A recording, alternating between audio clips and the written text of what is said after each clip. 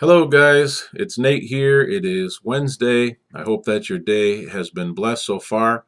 And I wanted to let you know that, Lord willing, tomorrow, Thursday, by the end of Thursday, I'll have my first video recorded relating to biblical cosmology, biblical Earth, flat Earth, whatever you want to call it. I'm looking forward to sharing what I have studied and learned and compiled. This is not going to be an everything kind of video. It is going to be the first of many teachings that I plan to do on this subject. It is going to center this first one around mainly Genesis chapter 1 and including Genesis 2 verse 1.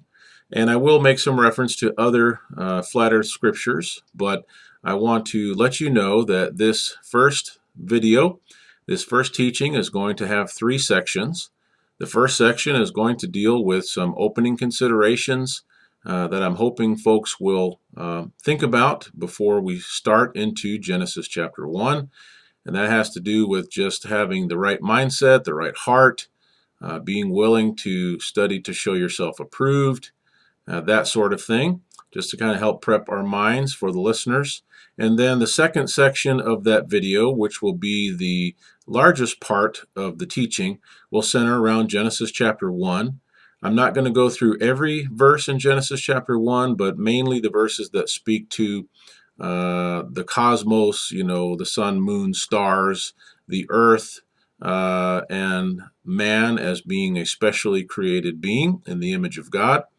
I will reference a few verses regarding plants and trees and animals and such, but I'm not going to spend time in exposition of those. Maybe another time I'll go back through. But I'll also make reference to some other supporting scriptures. And those supporting scriptures I will likely go into more detail with down the road in successive lessons. But I want this Genesis chapter 1 foundational teaching to be just that, a foundational video for what I will be doing in the future, because everything goes back to the beginning, back to Genesis chapter 1.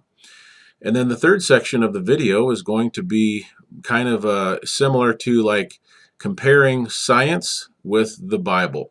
You've probably played that game when you were younger, Simon Says. And if Simon doesn't say, then you can't do those things. If you do, then you're out. Well, science says something similar. And Neil deGrasse Tyson and Bill Nye the Science Guy and all these other guys kind of play that game with culture, saying, well, you can't have this opinion. You can't share facts unless we say it is a fact.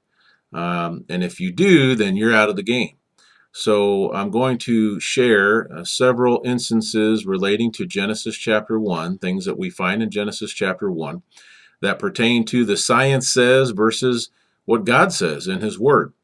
And then finally, I'll just give an appeal to all of those at the end of the lesson who are true seekers of truth, who really want to just follow the will of God at any cost, those who are more concerned about pleasing God rather than men. I'll give sort of a call to action there, sort of a where do you go from here, what to do next.